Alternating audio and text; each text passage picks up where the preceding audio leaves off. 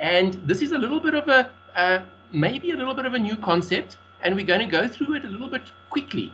But what I have found that is with this technique, you're often able to answer all those tough questions about how do I fit in with the rest of the world. So now, jumping in, I'm going to make the declaration that I'm an engineer, and everything that I say and think comes from that background. This is always important because we think depending on who we are. And I think differently from a scientist. I think differently from someone in the humanities. I'm an engineer and I think in a certain way, and that influences everything that I say. So this is my point of view, and I'm always going to encourage you to get the points of view of other people as well, especially from those other disciplines. So what we're going to do today, we've got all of these terms that are part of our research. Things like problem statements, research questions, objectives, aims, rationales, theoretical foundations, conceptual frameworks, and many other things that we could probably write down. And all of these are perhaps terms that you've run across before, and you're worried about where do I need to put them in my research proposal or my final research document? Where do I put them, and what do I write underneath them? And as always, a good question, what's the difference between an aim and an objective? And what is the difference between an objective and a question? And also, do I even need a theoretical foundation? Good grief, this is the first time I'm seeing this word theoretical foundation. I didn't even know I needed one. But do I really need one, or can I ignore it? So these are terms that are often thrown at you as a researcher, and you need to sort of make sense of it. So what do they mean, and how do they all fit together? Now, unfortunately, if you had to go and do a Google search on these terms, you're going to find that there is some agreement amongst people what they mean, but there's also a couple of differences that are quite bothering among what different people think they mean. So how do we actually start unpacking what to do with all of these terms? And I'm going to start by completely ignoring their definitions, and we're going to look at that knowledge mapping technique, and we're going to try and come down to the foundation of where these terms come from. And hopefully that's going to enable you to be able to formulate these terms for yourself in a way that makes sense for your own research. Okay, so as Desmond said a moment ago, my point of departure is that research is making new knowledge. And of course, if we're making new knowledge, we're also making a contribution to knowledge. Research is, in other words, about that thing called knowledge. It's about the knowledge. The knowledge is what's important. And when I say it's about making a contribution to knowledge, there are some folk who are going to sort of ask, is a master's supposed to be making a contribution to knowledge, or is that only for a PhD? And I'm going to say that if you're doing a master's, then yes, you are going to be making a contribution to knowledge. It's just your knowledge contribution might be a small contribution, whereas a PhD is a big contribution. And if you think that as a master's student you are not going to make a contribution to knowledge, just think about the idea of your dissertation that you write. Where is it going? It's going into the library, and someone else might take it out of the library and read it. The moment someone else reads it, your knowledge is making a contribution. Right, so it's about the contribution to knowledge. And what does contribution mean? It means we're adding to knowledge. And where do we add? How does our knowledge fit in? Well, it fits in with what already exists. We're going to look at how your knowledge is going to fit in with everyone else's knowledge, right? The knowledge that's already in the world. Now, I've been talking about this thing called this knowledge map, and how it's going to help us solve all these problems. But before we can actually get to that knowledge map, we need to just think about a tiny piece of, I'm going to call it not theory, I'm going to call it a tool. We need to look at a very quick tool for dealing with knowledge, and that is a question and an answer. Now, you all know about questions and answers, but I'm going to give a slightly different view on questions and answers this afternoon. And here it is. if I can ask a question, then I can visualize the form of the answer. So I might not know what the answer is, but I can visualize the form of the answer. So very often we ask questions. Asking a question is easy, but we never really stop to ask what is the form of the answer that would help me with that question. Remember, a question is a request for knowledge. So I could ask, I could say, I don't know. And therefore, I'm asking a question. And why am I asking the question? Because I want knowledge. I want that knowledge that's going to satisfy that question. So if I want knowledge, I can ask, well, what must that knowledge look like? What's the shape? What's the form of the answer? In other words, the knowledge that's going to satisfy my question. And let's look at an example. So here I've got a question. What is the weather going to do? That's a good question. I lack knowledge of what the weather is going to do, so I'm requesting it by asking a question. So what is the weather going to do? And the form of the answer could be a graph of temperature over time, right? So let's have a look at that. So here I've just got from Google, I've got a graph of temperature over time, and this is for today. So today we're sitting roundabout over here, so I'm expecting the temperature is about 26 degrees, and it's going down, the temperature is dropping. So if I look at this graph, I can claim that I've got knowledge of what the temperature or what the weather is going to do, and I'm able to answer that question. Now, even if these numbers were different because it's a different day, that's okay. It means the actual answer to the question of what's the weather going to do is different, but the shape is staying the same. The shape is this graph, right? And I can already predict that on the x-axis I'm going to have time, and on the vertical axis I'm going to have temperature. So I can predict the form of the answer, right? But it's a little bit more complicated than that, because you might actually have been saying to answer the question of what is the weather going to do, you might not really be interested in the graph. You might be of temperature. You might be interested in something else. And let's go and just have a look at that. So we've still got our question, what is the weather going to do? But we're expanding a little bit. And here I've written a nice story. I'm saying, as a fashion-conscious student, I want to know what the weather is going to do so that I can choose the right clothes to wear. Right. So I've still got my knowledge request here. What is the weather going to do? Right. I'm still asking my question here, but I've dressed it up a little bit by saying who wants to know and why do they want to know. Now, this might sound a little bit odd. Why am I discussing this? But let's look at a second request for knowledge about the weather. And here it is. And I can say, as a farmer, I want to know what the weather is going to do so that I can decide when to plant my crop. Okay, now looking at those two next to each other, what we certainly can see is that the knowledge ask, the request for knowledge is exactly the same. We want to know what the weather is going to do. But the fashion-conscious student and the farmer want to know completely different kinds of things. The shape of the answer to these two requests for knowledge is going to be completely different. So our fashion-conscious student wants to know the shape of the answer. They want to know, do I have to take a jersey with me or not?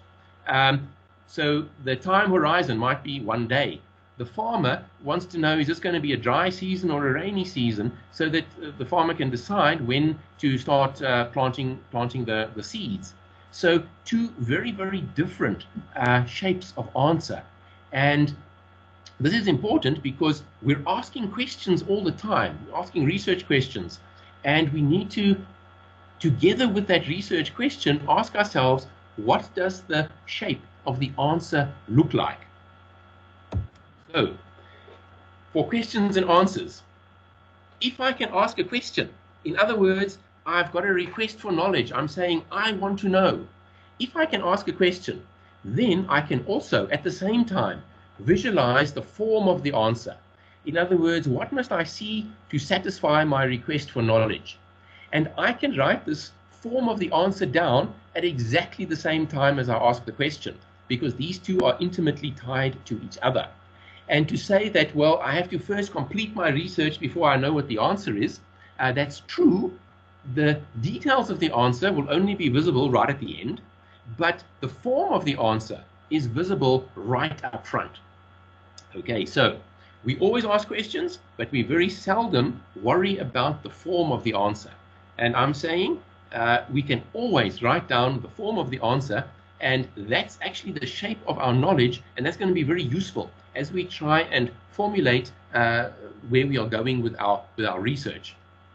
Now, we're going to look at this thing that I'm calling this knowledge map, and we're going to look at it right now. The knowledge map that I'm going to generate, because we're going to look at a real practical example, I'm going to say belongs to engineering in the built environment. So I'm from engineering in the built environment, and that means I deal with the artificial, right? So I'm not in the pure sciences. The pure sciences might say, why does this mountain look the way that it looks? In the engineering in the built environment, we're going to say, why does this building look the way that it looks?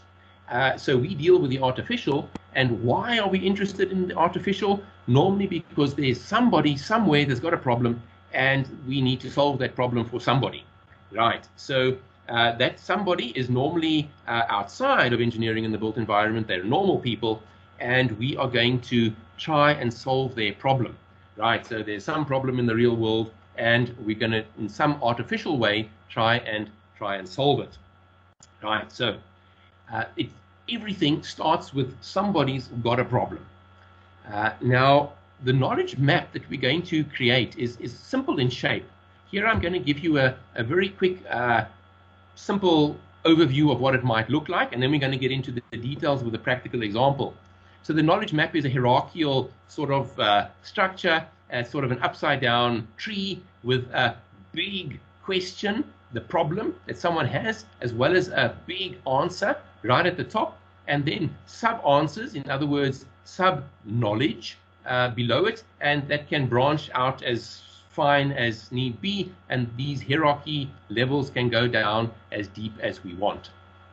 So now I'm going to make this a little bit more clear by looking at a specific example, and the specific example that we're going to look at comes from one of our postgrad students, and the big problem that I'm going to address, the big problem, the big thing, the big question that I'm going to address is quite simple.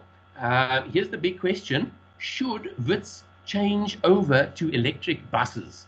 Right, so we all know that Wits has got the circuit bus that runs between the different campuses, and those buses are running on normal diesel engines, and we want to know, so the Vice Chancellor wants to know, should Wits change over to electric buses? So there's someone with a problem, the Vice Chancellor's got a problem, Vice Chancellor wants to know, should Wits change over to electric buses, because yes, he has to make a whole lot of decisions around budgets and planning and all sorts of things. So there's someone with a problem. If we see this question, should Wits change over to electric buses, we can already visualize the shape of the answer. The shape of the answer here is quite simple. It's going to be yes or no. Of course, that's a little bit simplistic, because if we answer yes or no, we probably need to back it up by saying yes because, or no because. So there's probably, we're going to need to justify our answer a little bit when we say yes or no. So right now we don't know if that answer is yes or no, but we know the shape of the answer. Right, so there's our first big piece of knowledge that we are looking for. And it's easy. We just wrote it down based on somebody's problem. Now, the way forward is to say, well, if I am a person in engineering in the built environment, and I'm confronted with this question, and I'm asked to deal with it, then probably I don't have the answer off the top of my head, but I can already, without doing complicated research or anything, I can already start visualizing a whole bunch of questions that I would like to answer, so that I can get some knowledge to answer this big question. And let's just go write down a whole bunch of them. And this step you can do by just pouring out those questions that in a way that just is common sense and is on the top of your head. So now I've gone and done that, and I've I've poured out a whole lot of questions, and here they are. So should Wits change over to electric buses? Okay, I'm going to say that would depend on, and this isn't based on literature or anything, this is just based on me and common sense. And here they are. So I would ask, how will they be charged? How big are they? What do they cost? Are they safe? Do we know what to do with the ones we have? What kind should we get?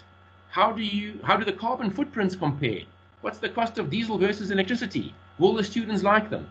And in this way, I'm starting the process by just writing down some common sense things. Of course, there could be a whole bunch of other stuff that I'm missing because I've just started and I'm not familiar with the entire field yet. But I can certainly start already writing down some common sense things. And as I write down some common sense things, I can start seeing amongst those some patterns and categories, and I can rearrange those questions. And I've done that. So I've taken those questions that we had and I've just rearranged them, and I've got here at the top, how big are they? Will students like them? Are they safe? Those are probably things that are focused around human factors, right? This is the people that's going to use them. Then I've got here, what do they cost and what do we do with the ones we have? And that's probably got to do with kinds of management things. And then down here, I've got how will they be charged? What kind should we get? About carbon footprints. These are sort of the technical details. And right now we can see that this is a complicated problem and it probably depends on many different domains. So it's going to depend on people domain, it's going to depend on money and budgets, and it's going to depend on the technical domain. And depending on who you are and the kind of person that you are probably already aligning yourself with one or perhaps more of these dimensions, one or more of these thrusts. So it could be that you are a people person and you are saying, but I'm actually worried about the user and how they experience it and all the rest, because if it ends up that the students don't use the buses, then we made the wrong decision. Or you're a management person, and if the money isn't there, it's not going to happen. So there could be that there are domains of knowledge here with which you align yourself. It could be that you're saying, how will they be charged? And you're a renewable energy person, and you just want to use solar panels to charge these buses. And that's what excites you. So normally, naturally, you're going to be drawn to one of these subsets of questions, but it doesn't mean you ignore the rest, right? It doesn't mean you ignore the rest. For me, I'm going to target this one over here. What kind should we get? And I'm only going to look at this one further, this sub-question, and I'm going to focus on that. Although what I'm going to display here and what I'm going to do here, of course, works for, should be done for every single one of these questions. So right, now going back to our knowledge map, we can already say that here it is, and here's our original question: should Wits change over to electric buses? And there's our big answer. There's our big piece of knowledge. And here's one of the sub things, a sub answer. In other words, this is a piece of knowledge that we need so that we can answer the bigger one. And that piece of knowledge is based on what kind of bus should we get, right? What kind of bus should we get? So I've already filled in this block on my knowledge map. Importantly, I'm talking here about questions, but also about the actual answer, the actual sub-answer that I'm going to, or the knowledge that I'm going to need. So let's go and delve down a little bit more into this, what kind should we get question, and we do that, and we can ask, as a transportation engineer, I want to know what kind we should get so that I can choose the right bus. Okay, of course, that makes sense. And so that I can choose the right bus sounds a little bit simplistic. But the form of the answer is, of course, a model and a manufacturer. So I need to have the knowledge of the model and the manufacturer of the bus that we actually want to get at Wits. That is what's going to answer the question of what kind should we get. Now I can go and delve in deeper and say, well, if that is what I'm looking for, the model and the manufacturer, I probably need to go and ask some more things, and I'm going to go deeper, and I'm going to again start asking questions. How often does it need charging? Okay, that's the bus. How often does the bus need charging? Can I use selection guidelines from Europe or Asia? What characteristics are important? Do they come in metallic colors? What is the battery lifetime? So now I can start asking a whole bunch of deeper questions that address, or their knowledge is going to address, answering the question of what kind should we get. Now, as I start asking these deeper questions, and right now I'm probably reading the literature as well because I'm now going a little bit more focused. As I start reading the literature, certain things might come to light. So, for example, do they come in metallic colors? I might say yes. There are 5 kinds. And how do I know that? Because reference 1, the People Mover manual, tells me they come in 5 kinds. So at this point, I can say this request for knowledge, this question, has been taken care of. How? I've got a reference. So right now, I can stop with this line of knowledge request. What is the battery lifetime? I can see that it's 6,000 cycles from the book ABC of batteries. So now I can stop my line of questioning over here as well. But let's say over here I've got one which says, can I use selection guides from Europe or Asia?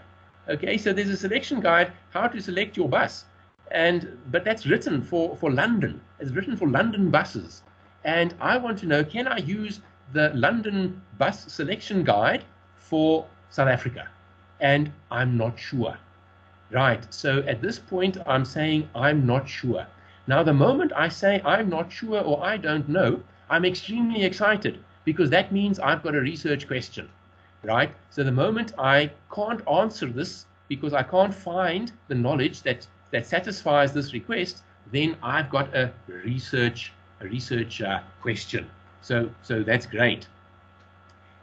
Then I can say, well, what kind of knowledge do I need in order to answer this kind of question? And I can delve one level deeper and to address, can I use selection guides from Europe or Asia?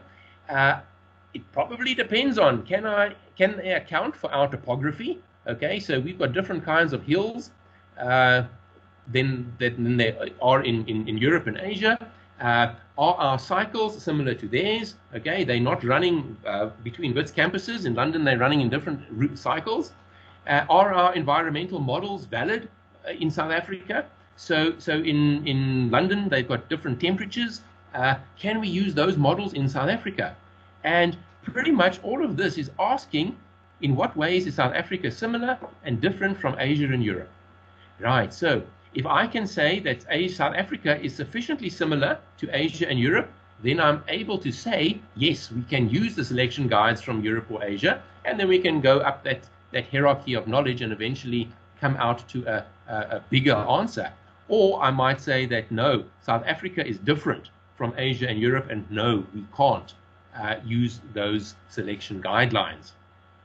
Okay, so now I've drilled down into knowledge, starting with my big knowledge ask, the knowledge that will solve my customer's big problem, and I'm going down deeper and deeper and deeper and deeper, and I'm coming out with something that actually we don't know, and now I'm very excited. So now we've gone a couple of levels deep. Let's go and have a look at what that knowledge map might look like. So here I've got it, and because I can't fit everything into those tiny little blocks, I've only drawn one line of reasoning over here. But here are our core questions, and of course associated with them is the knowledge. So right at the top here, should Wits change over to electric buses? That's our big knowledge request. That's what the Vice Chancellor wants to know. And of course that depended on many things, but amongst others it was, what kind should we get? Then, can I use the selection guidelines from Europe or Asia? In what ways is South Africa similar and different from Asia and Europe? And then what I'm going to probably need to answer that is environmental modeling and transportation modeling. Right, so I'm going to look at the environmental modeling and I'm going to look at the transportation modeling, and then I'm going to be able to answer what's going on with South Africa, and is it similar or different to Asia and Europe? Right. So now, certainly, what we've done is we've ignored large pieces of this knowledge map. So remember, out here we had something of, are they safe? Now, if they are safe or if they are not safe is very important, because if we sort of decide or determine that they're not safe, then probably the answer is going to be no. Or if they only certain models are safe, then that knowledge is going to combine with our selection guidelines to say that either yes, Wits should get the buses because we can get a safe one, or no, Wits shouldn't because the safe one isn't available. So even though I might be looking at in what ways are South Africa similar and different from Asia and Europe, it could be there's other knowledge out here which we haven't looked at, and that's going to be important for answering this question. And unfortunately, I'm not going to be able to do that, right? Because I can't do everything. So there's going to be in this knowledge map many things that I might never get to, which means that when I'm answering my important questions over here, can I use the selection guidelines from Europe or Asia? If I'm answering that question and making the knowledge that's needed to answer this, I might be successful with that, but because I'm relying on other folk out here for the big answer of should Wits change over to electric buses, I might never actually get to tell the Vice Chancellor what the answer is, right? Because I'm relying on other people out here and I'm not doing that work. I can't possibly do everything. So, but I've got my part over here. Right, folks, so we're almost there. Let's now go and have a look at this knowledge map and see how this knowledge map, to use a term, maps to all of those terms that I mentioned. So now here is the important one. If this is the only slide that you take away from this presentation, then you're okay. So here's our knowledge map as we've just seen it, and here is how you structure all this knowledge into the thing that's going to be your research document. And it doesn't matter if you're doing a PhD or a dissertation or a research report. Right at the top here is the original question from the customer. Okay, this is the real person in the real world who's got a problem, and that goes into rationale, introduction, motivation, background. That's why we are even doing this. We are doing this because we want to know if it should change over to electric buses. Then, as we drill down, one of these things is going to pop out as it's your research question. It's the main thing that you're doing. Can I use selection guides from Europe or Asia? That's my research question. Below that, I could need to know other pieces of knowledge. I could need to know other stuff. And those are going to give rise to sub-questions. Very importantly, all the sub-questions will be adding together with their knowledge to make your main question. Okay, so these aren't just fun facts that you're trying to determine. They all match up in some way so that they answer the bigger question at the top here. Then, in order to get the answer to these questions, I'm going to need to know things, and in this case I need to know environmental modeling and transportation modeling. Now these are things I can go and look up in a book, and that brings in my theoretical foundation. So I'm probably not going to develop the field of environmental modeling. I'm going to get that from reading the book, attending the course, watching a video about environmental modeling, and the same thing with transportation modeling. But that's my theoretical foundation. And in my research work, I can ask the question of, is this theoretical foundation, is it something unusual? So are there, for example, many environmental models? And I've got to select one. If that's true, that there's many and I need to select one, then probably I need to write about it in my literature. If in my field there's actual complete agreement around how to do environmental modeling, and everybody knows how to do this, then you don't talk about it because it's common knowledge, it's standard practice. And everyone's going to look at you strangely if you sort of describe standard practice, because everybody knows that. So whether or not you need that theoretical foundation depends on whether or not the theory that you're basing your knowledge on, okay, the foundational theory, whether that's standard and accepted or whether it's there are choices to be made. Right. Then my view of objectives. My view of objectives is the form of knowledge to answer the questions. So remember when we had the question of what is the weather going to do? The objective would be to get the graph. So that's my view, although other people sometimes think differently about what objectives are. So folk, this is a broad overview of, and it's a very fast one, of knowledge mapping and how you can use this technique to guide you in structuring everything that you put into your research document. Of course, what's missing here is how do I do this? So methodology is completely absent from this knowledge map. Okay, the actions aren't present here. This is just the actual knowledge and how the knowledge all fits together. Of course, you still have to actually go out and do this. And then, folk, my last slide, and I'm almost done. If we use this knowledge mapping technique, and here I've got the generic form of it again, and it's this hierarchical thing. Of course, it doesn't have to be as beautifully structured as this. So some might have deeper levels, and it could, but it generally is a branching structure. If you are working on knowledge which is close to the big answer, right? So the thing that you're actually working on, the research question, is actually the big one. What does that mean? It means that the outcome of your research is going to be the answer that you give to the Vice Chancellor. So you go to the Vice Chancellor and you say, I have the answer about if we should use buses or change to electric buses on Wits. And the Vice Chancellor is, of course, immediately happy because it directly addresses his problem. So the impact that your research has is immediate and it's focused because it directly answers a question, but it relies on the work of others. So you probably cannot do everything. So these answers, this knowledge that's out here probably needs to have already been done by somebody else. And you can use their work and you reference it, but it has to be, so the whole safety issue must already have been completed, because if that's missing and you don't have the time to do it, then you can't actually answer the big answer. Right, so if you are addressing a problem at the top of the hierarchy here, then you normally have immediate impact and everyone says, wow, okay, but it relies on the work of others, and if they haven't completed it yet, then there's absolutely no way you are going to answer that big answer. If you are working towards the bottom here, right, if you're working towards the bottom, like I was when I was saying, can we use the selection guides from Europe and Asia?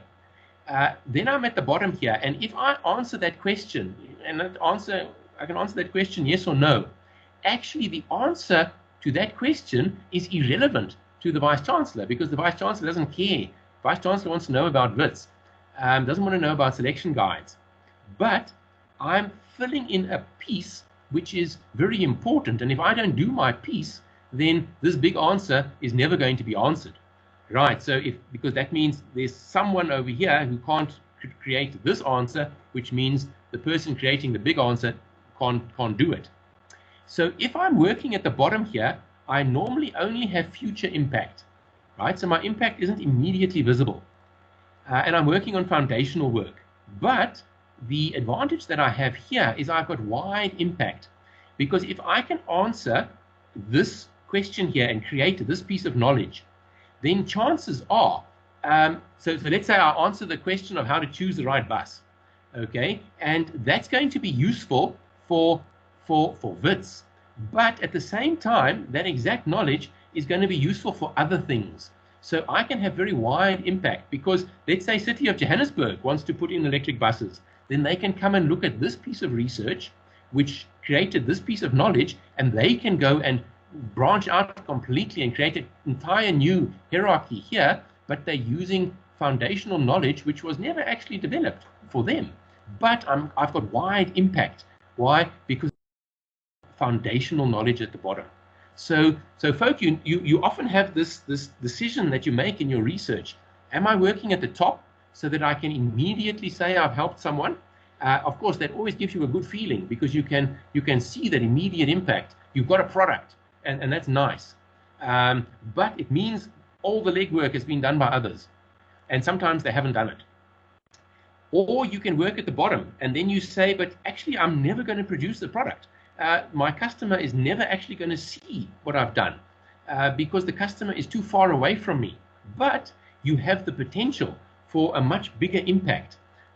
So now, you probably can't work everywhere in this hierarchy, but so you choose wherever you want to work, and that's okay. But this is sort of something that you will see coming out of this hierarchy is where do you work and at what level are you working, and how is your knowledge going to be relevant? Okay, folks, so what I've presented is, and I'll go back to the previous one. What I've presented is this technique for knowledge mapping, and I think it can be very useful to unpack how your knowledge fits together in your research document. And it's also very useful as you start out because you're trying to find your way through this thing called research and what the heck is a question and an objective and all the rest. And I'm going to almost say to start off with, you ignore that all and you just look at knowledge and you see how does this knowledge all fit together. And at some point you're going to have a big question at the top, okay, the customer, that's the real person in the world with a problem, and somewhere at the bottom you're going to have existing knowledge, right? And sometimes this goes all the way down to the level of physics because that's sort of our foundation of knowledge, physics and math and all the rest. And then on top of that, you're going to build your knowledge using that theoretical foundation. So folk, that's what I have for you this afternoon. And I'm going to say thank you for taking the time to listen to me rabbit on about this. And what I'm going to suggest is that you try this, okay? Try to put together one of these knowledge maps, and you can sketch this quickly on a whiteboard or a piece of paper with a pen and pencil and maybe pencil and eraser, and try and sketch out this knowledge and see where do you fit in. And of course, you're not going to be able to be an expert in everything. So there's going to be huge parts where you just say it's important and someone else is dealing with it. And you don't go into very much detail there because it's someone else's domain. And that's okay. You just forget about that. But you know that there's a part that someone else has to deal with. Otherwise, it's not going to happen. But create one of these knowledge maps, and certainly you can iterate it because as you learn more about your field and your topic, and you're reading more, then this structure here can certainly change, and it's probably expected to change. So it's not cast in stone, and you can use your learning to modify this map as you discover more and more, and you can come in and zoom in on the final map that you're actually going to capture inside your final research document. Right, folks, so that is what I have for you this afternoon. I'm going to say thank you very much for listening to me, and Desmond, over to you again if we have any discussion or questions about this technique. Thank you so much, Prof. Ivan. I hope we much appreciate the sharing your knowledge with us. I think I will now open up for questions. Please, if you have any questions or any suggestion or whatever you want to share with us, this is the time that you could actually signal me by raising your hand or just type in the question. It's very important that we understand this knowledge map, and especially most of the students that are here that are actually doing a PhD. One day you will become a professor, or you will become a lecturer, or you'll be doing some form of research. And it's very important that you will be able to do this knowledge mapping very well to help students understand how the knowledge evolves and then the processes. This is basically a recipe that will help you to do your research very well. I must say that some of us, if we had gotten this bit of knowledge earlier, I think would have been better off. But all the same, thank you so much, Prof. So please, if you have any questions, this is the time.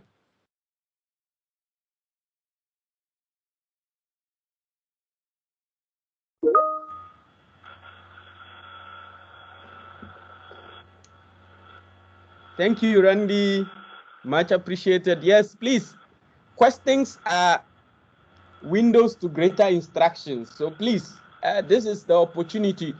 I have always said that Prof, it's one of the best when it comes to just demystifying the things around research. And you might not get this opportunity with even probably your supervisor. But so this is an opportunity for you to ask the relevant questions. Of course, Desmond, if we don't have questions from our audience at the moment, this is okay, because I can ask questions. But wait a minute, there I see someone has their hand up. Yes, somebody has their hand up. So Prof, you can take the question. Hello, thank you very much, Professor, for your presentation.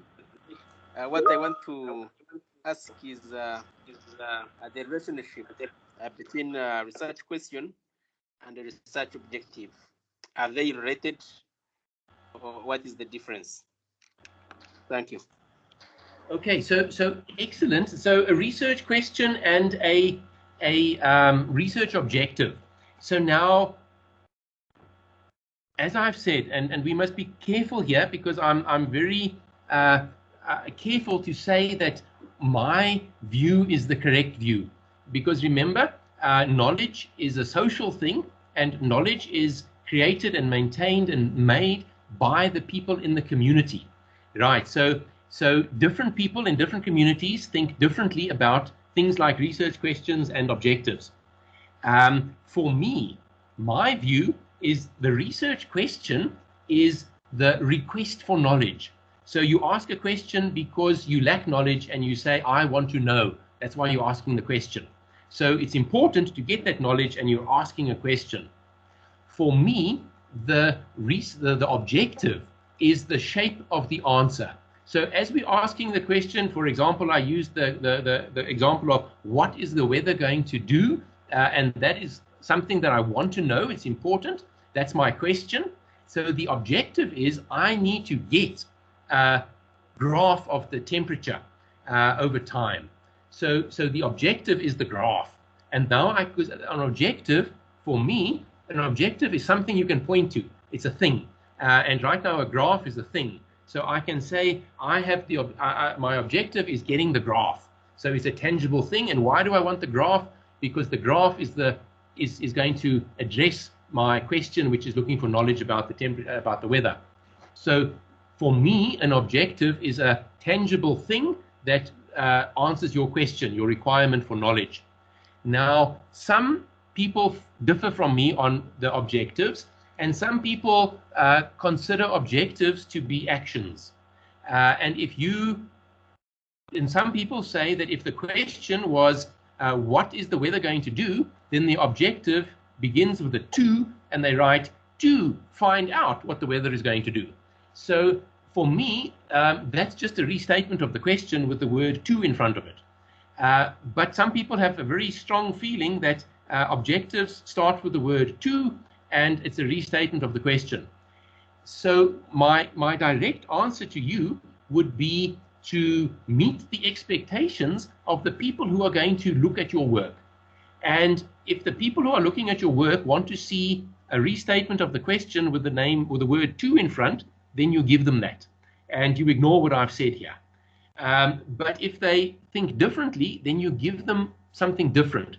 So you normally want to meet those expectations, and if you fail to meet the expectations of the people you are writing for, then they normally take it out on you, because they complain and they say, oh, you're doing it all wrong. That's not what an objective is.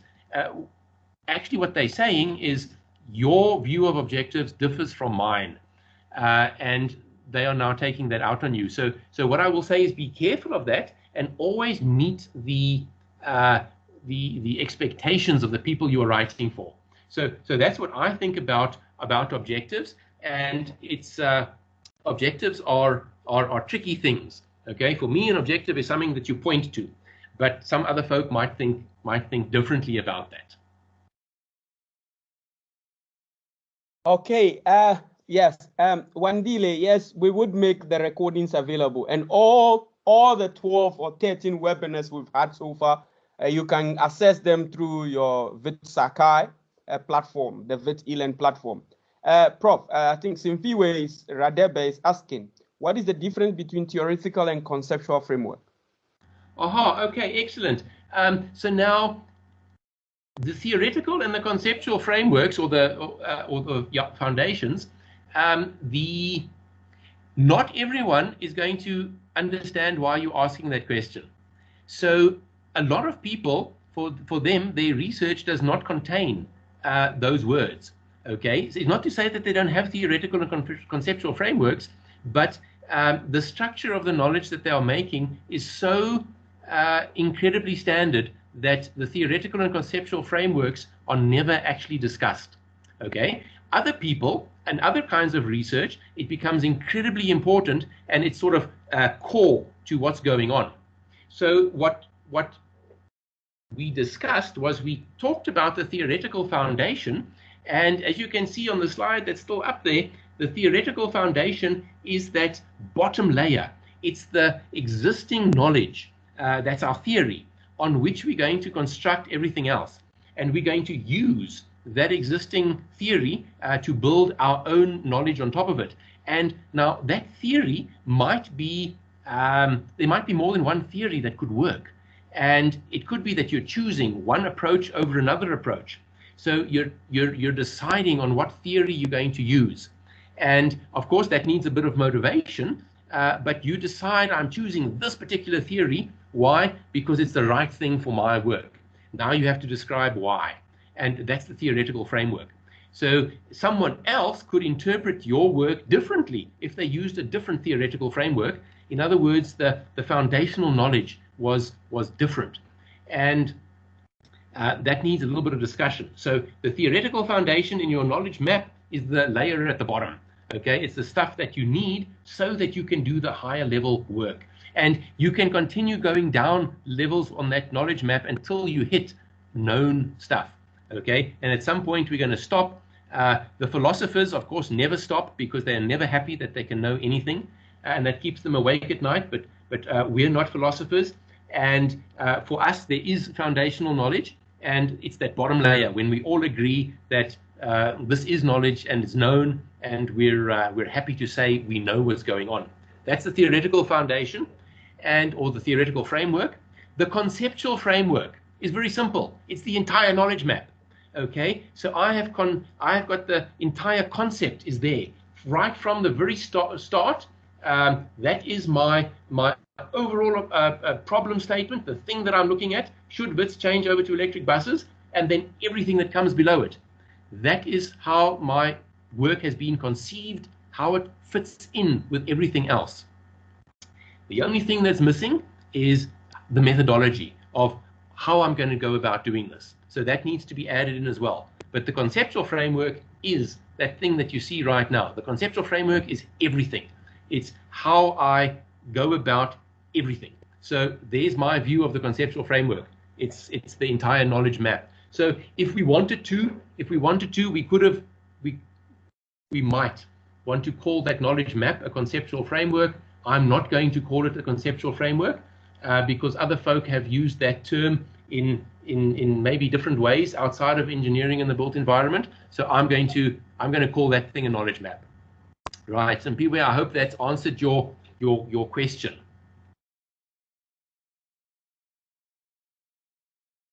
The next question says, how is the approach modified for a hypothesis versus a research question?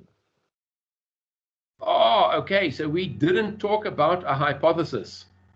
And it appears in this knowledge map there's no place for a hypothesis. I'm going to say that that's quite accurate.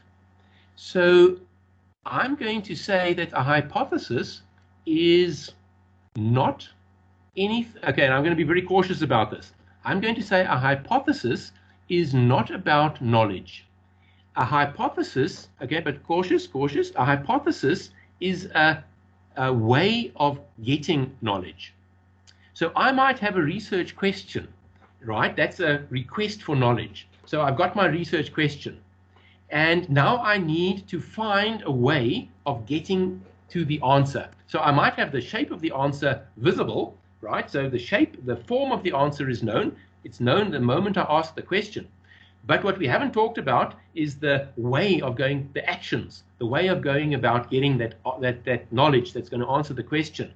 Now, a hypothesis is part of a cycle, a well-defined methodology, the hypothetical deductive method, and pretty much the scientific method. And hypothesis forms part of that. So a hypothesis is linked very closely to the actions that are going to be carried out. And of course, the result from that cycle, call it the scientific method, what comes out of there is acceptance or a rejection of the hypothesis. So once we've accepted or rejected the hypothesis, the knowledge of that acceptance or rejection, that is knowledge that can feed into answering the research question. So the hypothesis itself isn't a question. It's a technique for gaining knowledge. Now, we've spoken a bit about the scientific method, and that's a very specific kind of method, of way of going about doing things, about actions that we carry out to gain knowledge. And in engineering and the built environment, to a large extent, and I'm cautious to say this, to a large extent we don't use that method. Okay, so very often our research isn't hypothesis driven because that method doesn't really fit in with making the knowledge that we need. So we're not, okay, so this isn't now a digression into the scientific method and when we need it and when we don't need it, but it's not always necessary.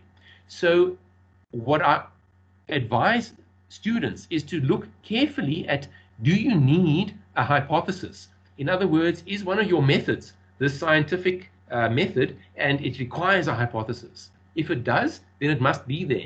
But if it doesn't, a hypothesis isn't just a fancy sounding name that you want to throw into your document to impress everyone. If you don't need a hypothesis and you put one in, then everyone laughs at it because it was you're not using the word hypothesis in the right way. You're using it as I've got a nice feeling, and that's not actually a formal hypothesis. So hypothesis doesn't fit into your knowledge map. Why? Because it is a part of a method. So it might fit into the methodologies that you're going to employ to gain the knowledge, but it isn't part of the knowledge map itself. Right. Jean, I hope that's answered your question. Yes, Matimba Mkasi said, in case where there is a lot of scholars who provide information that could be used to build a theoretical framework, how do you choose which scholars to reference? Others provide good information, but they are not respected, and this might influence how markets assess your work. Am I correct? Okay, so let's say, Matimba, you've got a whole lot of scholars who are perhaps slightly in conflict with each other around the theoretical framework.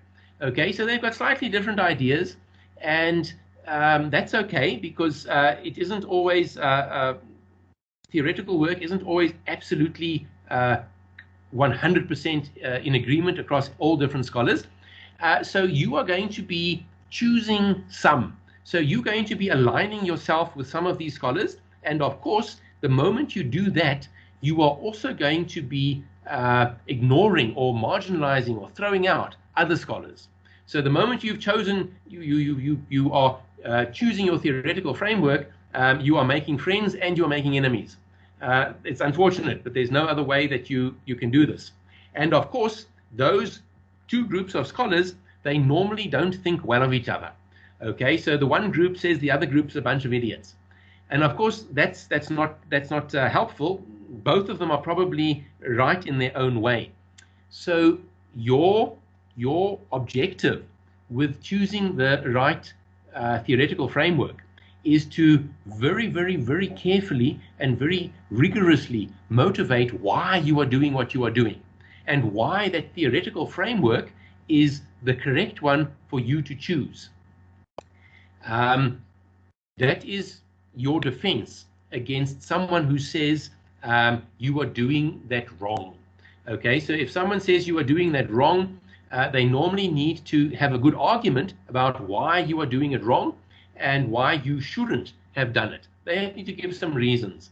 And you can anticipate that, and you can already defend against that by giving your own very good argument about why you are doing what you are doing. Because then it becomes more difficult for that person to say you are doing it wrong. Okay, that said, I also think that when it comes time for your markers or your assessors or your examiners to be appointed, then the committee that is appointing your assessors are going to look carefully at what your work contains and the theoretical frameworks, and they are going to align it to assessors who share that view. Okay, it would be crazy to go out blind to folk who have a differing view, because you know you're going to run into trouble. And what I'm going to say is, Matimba, trust the committee that's appointing the examiners to do a good job there. You don't have any control over that, and I hope they're going to do that work well. But yes, your work probably needs to be aligned with the right kind of assessors, in exactly the same way that you will align your work with the right kind of journal. So journals often have different theoretical slants to them, and you wouldn't go with your work to one journal. You'd rather go with your work to another kind of a journal. Thank you so much, Prof. And also, just to add a little bit to what Prof had just said, Matimba, one of the things that really helps with Wits is the fact that your supervisors are responsible for the appointing of your examiners. So it is also very important that you also carry your supervisors through the journey. Most often than not, students do works in isolation and only get it to their supervisor. I think that it is a journey that you need to go hand in hand with your supervisor. So once your supervisor, and that is why it's also very important that you try to get people that have the requisite knowledge in the field to actually help mentor you. I know that when Prof talked about managing your supervisor, it was one of the things that he highlighted. And remember, a supervisor-student relationship is like a marriage that you have to endure, or you either love it or you hate it for 4 years if you are doing a PhD, or 2 years if you're doing a master's. So I think that it is very important that you take that guidance from your supervisor, and that will put things in perspective. I think it's also one of the things that I need to point out. Prof, any final words as we bring the presentation to a close? Any final words or comments to the people? Desmond, thank you very much for that. So one thing which I will put out there to our audience, to all the postgrad students, is, and I'm Desmond, I'm thinking maybe you've already done this, but students who are out there who are busy with their research, what I'm going to ask you is to request the kind of support that you think you need. So right now there's a whole bunch of folk that could give these kinds of talks, and on all different topics, but I'm going to ask the students out there to come up with those topics that they would like guidance on, that they would like to hear more about, and we'll make that happen. So students out there, send in those requests, and then I'm pretty sure Desmond is going to work his magic and come up with the right kind of person to address that. But folk, because I can talk at length continuously, actually I never shut up about this, but I'd rather that you guys say what you want, what you need, and then we'll tailor those kind of talks to what it is that you want. So folk, here's the challenge to you. Try and articulate where you are, where you need some support, and we'll try and make it happen for you. Thank you, Desmond. That's all that I have. Prof. Thank you so much, Prof. And also, let me also say that, let me thank you for bringing this up. I think let me use this opportunity to address all the postgraduate students. I am in the process of getting a whole comprehensive project done for next year. And it is very, very important that we do things that appeals to students. And also, remember, it came as a short notice. This year, the DVC in charge of postgraduate, who is now the VC, is very big on postgraduate research. And then there was a 30,000 for the cross-faculty postgraduate PhD project. It's also something that going forward next year, we want to support as many PhDs and masters to actually enter into that competition. So please let me know what you feel that you will need to add into the project. We are trying to make sure that from next year, we'll actually start from proper orientation, and we have segments, and we also have a breakaway sessions at some point where we'll have people to interact so that we make this postgraduate project a big one. And I also see all the academic staff. I see Paul in there. I see a lot of people in here. Thank you all for your support. Also, once again, I want to use this opportunity to thank the Dean of the Faculty of Engineering and the Director of the Academic Development Unit in the person of Professor Rodney Genga. I also want to thank my presenters that have been with us through this journey.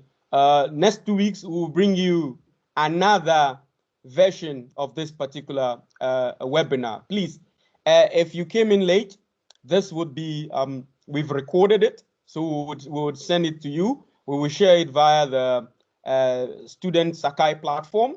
If you don't receive it, just send me an email, drop me an email, and I will share the link with you. Please, I want you to send me your suggestions and what you want us include in this postgraduate webinars and workshop going forward. And we hope that when COVID has finally departed, we could actually have some of these workshops in person and on campus. So please do send me your suggestions so that we take them seriously. Now, at the end of this webinar, you would have to probably evaluate us. I've put it in the chat. Please go there, evaluate the webinar, tell us what we can do differently to make sure that this postgraduate research journey is not a nightmare, but rather a smooth journey for you to make knowledge. So once again, I thank you all for coming, and I'm so excited to be part of this movement, and let's keep the fire burning. Thank you all, and once again, I want to thank my colleagues,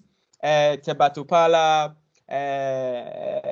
Mahlati, and then the entire team at the ADU, the student support at the ADU. Once again, I thank you, and I wish you all the best. Please, if you have any questions or anything, just email them to me, and then I'll get the appropriate people to answer them. I thank you. Okay, this meeting comes to an end, and then bye, everyone. Thank you.